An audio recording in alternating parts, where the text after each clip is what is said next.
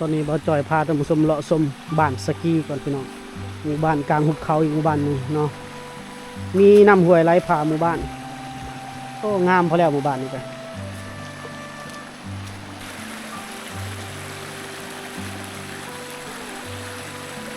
งาม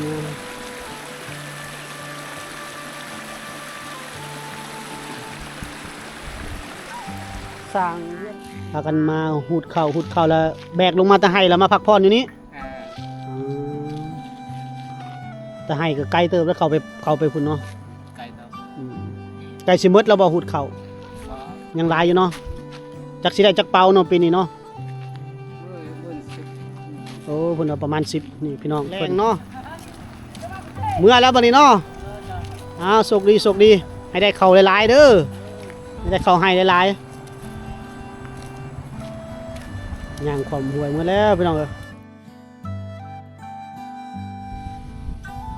สบายดีพ่อแม่พี่น้องทุกคนเด้อยินดีต้อนรับเข้าสู่ช่องบ่าวจอยพาเที่ยวเนาะอีพีนี้เดินทางเข้ามาทางเขตชายแดนติดต่อเวียดนามเมืองเซโปนเนาะแขวงสวรรณเขตอันนี้เขาเดินทางขึ้นมาบ้านสะแลนพี่น้องหมู่บ้านนี้อยู่เทิงภูเขาเนาะหมู่บ้านสูงที่มีชายแดนติดต่อกันกับเวียดนามส่วนด่านออกจากด่านยังบ่จอยบ่จือเนาะท่านผู้ชมเนาะแต่ว่าตอนนี้เขาเดินทางเข้ามาฮอดบ้านสะแลนแล้วตอนนี้เขาอยู่ในสวนหมากกาแฟพี่น้องเนาะหรือว่าหมากกาแฟเนาะทางลาวเอิ้นหมากกาแฟหมากกาแฟแจ้พี่น้องเพิ่นกำลังเก็บอยู่ด้านหลังเนาะโอเคเข้าไปติดตามรับชมกันเลยเนาะบรรยากาศมื้อนี้ครึ้มฟ้าครึ้มฝนมีลมพร้อมพี่น้องปลายฝนต้นหนาวทางเพิ่นกำลังเก็บหมากกาแฟอยู่หมดน่ะสุกก็สุกหมดก็เพิ่นว่าหมากกาแฟใบแจ้หมากกาแฟแจ้ซื่อเนาะต้นคือแจ้เด้ต้นต่ำๆน้อยๆนี่เพิ่นได้นั่งเนาะหนังคักอันนี้หนังแอ่นกันไปพร้อมได้เจ้าก็ฮู้จักแล้วบ่ว่าตัวใดมันสุกนะฮู้จักเนาะมาแดงๆเนี่ยเก็บเอาแดงๆน่ะสุกเนาะแดงๆก็สุกเขียวๆก็ปนกันแน่หั่นแหละมันคือผิดนี่พี่น้องแดงแบบนี้ละสุกเลยนี่แดงๆมันนะว่าเจ้าบ่มีบ่ได้ปลูกบ่ได้ปลูกได้ถ้าข่อยได้โอ้ยดินบ้านเฮากับดินมันเจ้าต่างกันปลูกบ่ได้ดอกดินมันเฮาจะเฮาก็ลองปลูกบ่ได้บ่ปลูกก็เคยมีได้คือว่าแถวบ้านอโลนน่ะแม่เฒ่าปลูกอยู่แต่ก่อนแม่เฒ่าปลูกเด้บ้านอโลนเนาะบ้านอโลนเนาะเฮ็ดเฒ่าปลูกเนาะปลูกแล้วเฮาก็เคยเก็บพี่น้องเฮาเข้ามาแล้วเห็นเพิ่นเก็บมากาแฟนั่นมันดินแดงๆเนาะมักปานนี้เนาะมักนั่งเก็บปานนี้แหละเอาตั้งน้อยๆเนาะบ่จะเนาะมานั่งนี่เนาะมันก็บ่พอสิได้นั่งหั่นแหละบ่แล้วจักเทื่อแล้วนั่งตลอดเนาะแล้วตูดมานี่นะเขาซื้อกับต้นดิบๆแบบนี้แล้วเนาะบ่ได้ตากแห้งเลยเนาะเทมินตากแห้งโอ้มาอีก1,000แล้วมันต้องตากแห้ง1,000นี่แหละสูงแล้วอ่ะจะเพมิดเพิ่นว่าได้10โลนี่เพิ่นก็สิขายแล้วได้มื้อนี้นะ10โลก็ได้จะได้อยู่บ่10โลนี่บ่มื้อนี้บ่ายโมงเลยฮอดบ่10โลก็ได้ฮอดก็ได้5โลได้5โลขาย5โลแล้วว่ะโลนึง 19,000 ดองพี่น้อง19,000 ดองเป็นเงินลาวเฮาก็16,000เงินกีบเฮาก็ประมาณ 16,000 กีบเนาะพี่น้องต่ำๆกาแฟแจ้ขึ้นเงินดงมื้อนี้เท่าไหร่6,000ลงแล้วโอ้คักอันนี้นี่ตัวนี้ชุกหมดเลยทีมงานเขาปิดซอยเพิ่นเก็บซอยเพิ่นคนอยู่ผู้เดียวคนเด้เฮาก็บ่เคยเก็บจักเทื่อเนาะนี่ก็เป็นครั้งแรกที่เขามาสวนมากาแฟปีนึงเจ้าขายได้จักล้านโอ้ยเพนตายหมดได้ก็3 ล้านเงินดงยันว่าได้10-20 ล้านกีบบ่ได้เนาะโอ้ยบ่ฮอดดอกอายพอมากาแฟเพิ่นบ่กว้างปานใดส่วนบ่กว้างเนาะส่วนกว้างแค่นั้นเขตนี้แล้วเขาปลูกขายให้ส่วนหลายมันพ่อค้าเวียดนามพ่อค้าคนกลางต่อยบ่ได้แก้ไขประเภทเกิดเป็นโนเนาะแต่ง่ายเด้ปิดเบิ่งบ่ ปิดเอาแล้วสิย่างยังบิดเอาซื่อ แบบนี้สิบิดซอยได้อยู่ปีนขึ้นกองไม้สิว่ายอมละเฮายานได้ลมบัดนี้ปักกระเพ ลมแห้งเนาะ เนาะบัดเจอเพิ่นเฮ็ดมาสำเร็จรูปน่ะคือแซ่บเนาะบัดเพิ่นมาเก็บนะเบิ่งก็คำอันนั้นเพิ่น ทีมงาน เนาะ เฮาปิดเอาหมากแดงๆเลยมันสุกเนาะ ในชั้นนี้เพิ่นเอาหมดเลยนี่ โอ้ เพิ่นเอาหมดเลยนี่ลดแล้วก็จะได้ก็เก็บเอาอยู่ในพื้นกันนี่โพนี่สุกหมดเลยนี่ ต่ำๆนึงเนาะ เอากระหูดเอาเลย นี่ละหมักกาแฟพี่น้องหมักกาแฟแจ้เพิ่นว่ากาแฟแจ้ทางคำศัพท์ภาษาลาวเอิ้นจังซี่บ่ฮู้ว่าทางเมืองไทยเอิ้นกา เพลงหยังเนาะ กาแฟหยัง บ่กาแฟบ่ดีบ่ คือสิบ่แม่นดอกบ่ดีเนาะ เอาบ่ดีแล้วนี่มันแบบเกรดแซ่บเด้ตัวนี้ล่ะว่ะ หรือว่าเน็ตบ่ของเน็ตบ่ นั่นแหละล่ะว่ะคือปกติเพิ่นกินพร้อมเด้ กินก็ได้บ่ กินดิบๆเลยก็ได้บ่ เจ้ากินเนาะ ตัวมันสุกอะเนาะ เจ็บท้อง เจ็บท้องตัวหนึงอีกรุ่นหนึงอีก ลุ้น ใส่ มา โพยเลย เออแล้วเขากินไปหน่อยหนึงเลยเขากินไปหน่อยหนึงเลยเพราะว่าเขาไปเก็บน้ำเขาน้องๆคนเขาจะพากินดิแล้วก็เราใส่ปุ๋ยแล้วจะละให้มันเติบโตอีเด็กคือ นี่แหละพี่น้องเฮาเก็บภาพบรรยากาศเล็กน้อยเดี๋ยวจะออกไปเลาะอีกพี่น้องอันนี้ภาพบรรยากาศตามทางให้พี่น้องได้เบิ่งได้ชมน้ำหมากกาแฟจักหมากกาแฟหยังทางเมืองไทยเอิ้น เสียงลม อู้ลมแห้งอะเลย ไม่เห็นลิตยานเลย นี่บรรยากาศสวนเพิ่นนี่แหละพี่น้องทุกการเดินทางมีเรื่องราวต่างๆนานาเฮาก็เก็บมาเล่าเก็บมาสู่พี่น้องได้รับเบิ่งรับชมนํกันเนาะจะเดินทางเลาะต่อเด้อพี่น้องพาเลาะพาชมพาเที่ยวหั่นล่ะพี่น้องวิถีชีวิตของคนลาวเฮาแต่ละท้องถิ่นแต่ละบ้านแต่ละเมืองเนาะเป็นอะไรฝากเบิ่งนํกันพี่น้องเนาะไปก่อนบัดนี้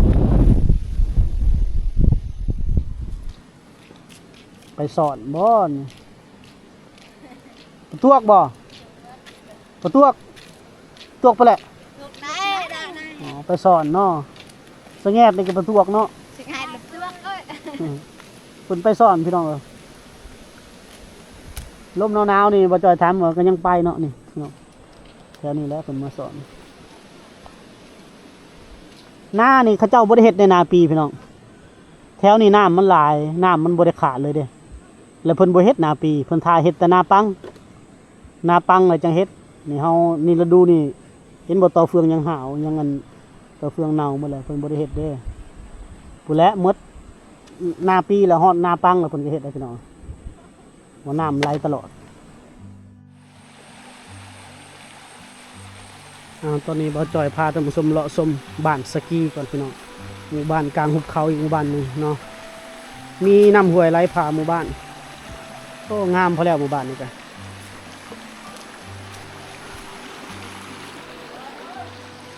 ถนนแรงควายมีน้ำไหลผ่านน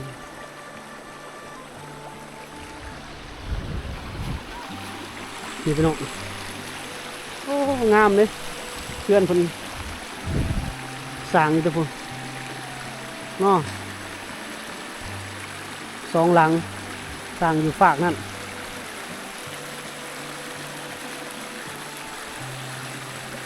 งาม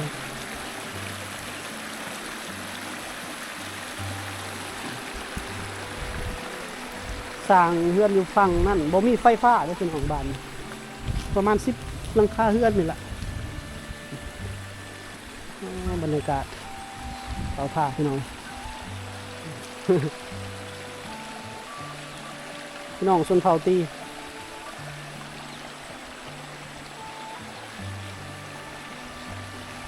น้ำอะไรยินเสียงตำเขาหมู่บ้านนี้ติดถนนใหญ่อยู่แต่ว่ายังไม่ได้ไฟฟ้า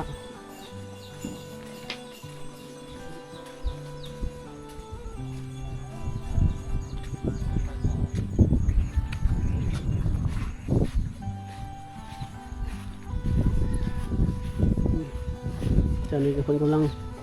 ต่อเติมเรือนซานใหม่ตามสาวน้อยเพิ่นไปตักน้ำกินก่อนพี่น้องโอ้ควายก็กำลังเขาเจ้าไล่มาแล้วน้องซื้อได้ก็น้อง ฮะว้าวปินเข้ามาว่าได้สื่อดังว่าได้อารึงสื่อกาพิลึกเนาะ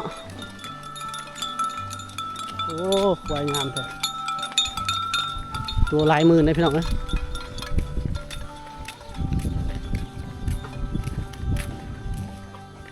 ไปตักน้ำกินเนาะทางไหนนี่เอาย่างขึ้นพุ่นบ่เอาน้ำกินในกายน้ำอาบชัวอาบดูใช่น้ำอาบก็อยู่พุ่นกินก็อยู่พุ่น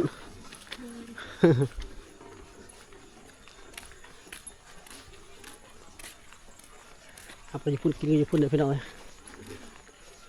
กินน้ำห่วยแหละเพื่อนส่วนหลาย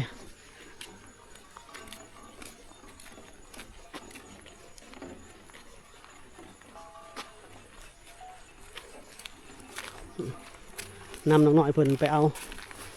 นำกินก่อนพี่น้อง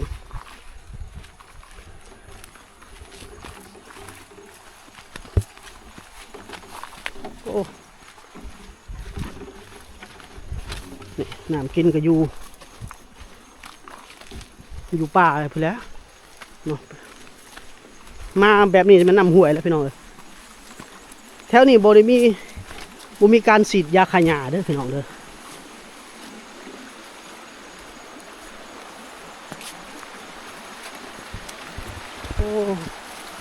เสียงน้ำหัวไรตาดเลย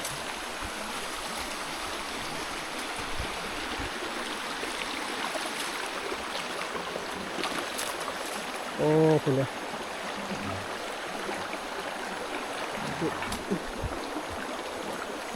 เป็นงานเขาบุ๊กน้ำหวยน้องคุณตักพี่น้อง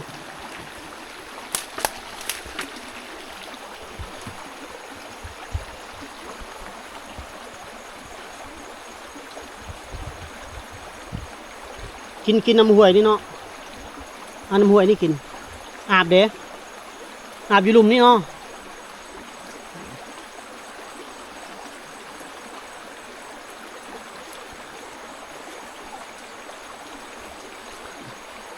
ส่วนลายเพิ่นกินแต่น้ำห้วยพี่น้องน้ำห้วยก็ใสอยู่ดอกแต่แถวนี้บ่มีเขาฉีดยาได้แถวนี้พี่น้องโอ้ยาฆ่าหญ้าก็แพงเพิ่นเอาเงินซื้อยาฆ่าหญ้าน่ะไปซื้อเขากินดีกว่า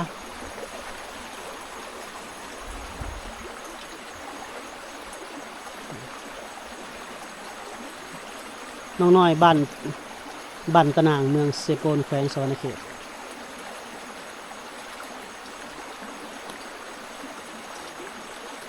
มาตักน้ำกินพี่น้องแดดส่อง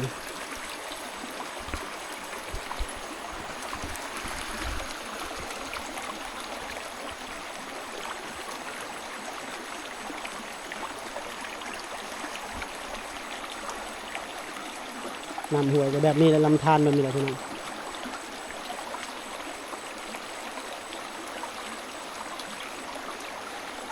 จู้บ่ปะเนี่ย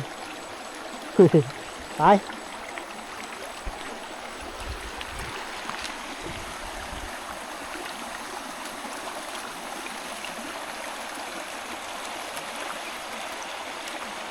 เดี๋ยวแล้ว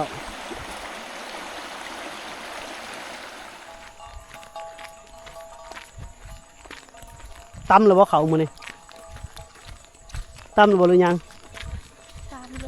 ตำแล้วตำมือเศร้านี่บ่โอ้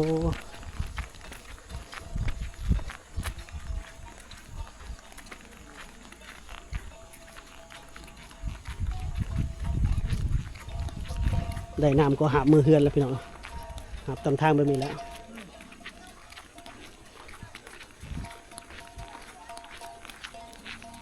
หาน้ำห้วยกินน้ำห้วย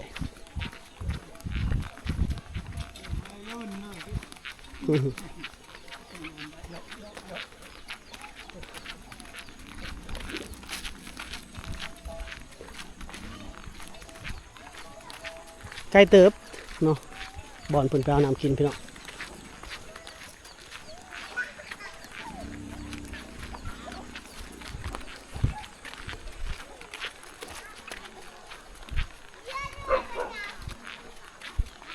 พี่แล้วหอดเทือนแล้วบัดนี้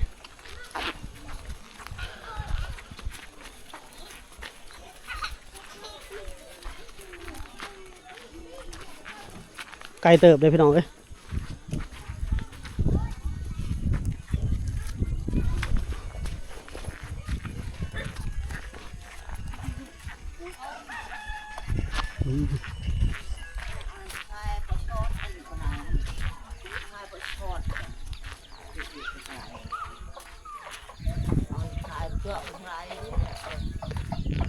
เทือนแล้วเทือนแล้ว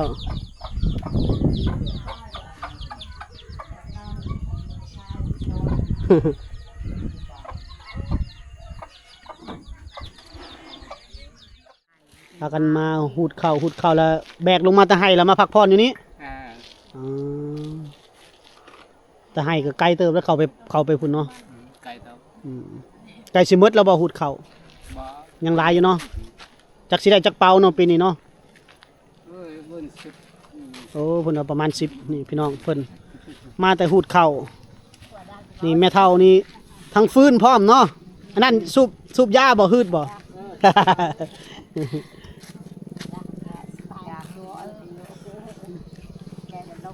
ทั้งทั้งเพิ่นผู้นี้ก็ ทั้งมาฟักทั้งมะน้ำเต้า โอ้เต็มมาเลยเนาะกระยังเพิ่นเนี่ยเนาะ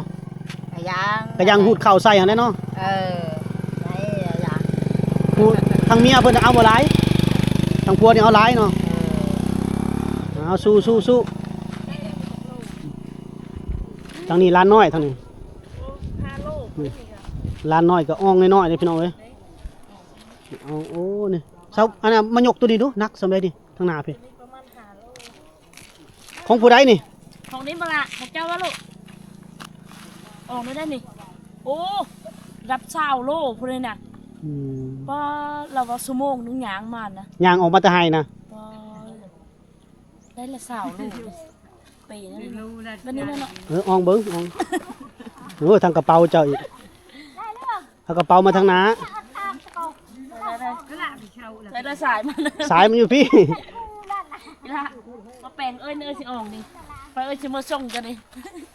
มาใส่ กระเป๋าน้อยเจ้าหัน เด้เด้เลือกกันเด้อนี่ไร อ๋อประมาณนี่เพิ่นเศร้าเมื่อยพี่น้อง เราว่าเขายอดตัวนั้นเราว่ายอดเลย เอาตัวนั้นเบิ่งเนาะนี่ตัวนี้ ประมาณ มาได้เรื่อยๆ หนักตัวนี้เนาะ หน่อย เยอะ นั่งเลย พามาพักผ่อนตามทางพี่น้องโอ้พี่น้องชนเผ่านี่ลำบากขนาดพี่น้องสู้ชีวิตก็ได้สักคนครับตายบ่บัดนี้ลูกบ่อ่าเยอะลูกแล้วบัดนี้พี่น้องเอ้ยเอายกซอยเพิ่นแน่ยกซอยเพิ่นแน่ มาคุณเลยโอ้ว้าดิ เอาป้าบัดนี้ป้าให้เพิ่นสิกเอง ดิมายกน้ำฝนยังบ้าง ประมาณ40 โลได้พูดแต่ละลูกเลย เอาหน่อยพูดคุณเอาสลิกขึ้นเลย โอ้ สำนานจะเอาสลิกขึ้นเลย อ่าเขาถนัดเห็นบ่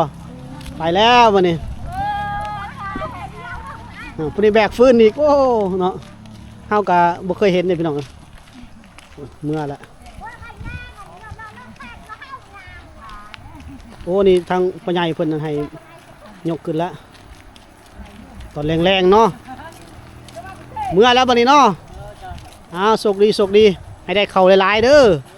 ให้ได้เข้าให้หลายๆย่างความห่วยเมื่อแล้วพี่น้องเอ้ยเป็นภาพวิถีชนบทเนาะพี่น้องเนาะอันนี้พี่น้องชาวเมืองเซโปนเด้อพี่น้องแขวงสวรรณเขตพี่น้องชนเผ่าตรี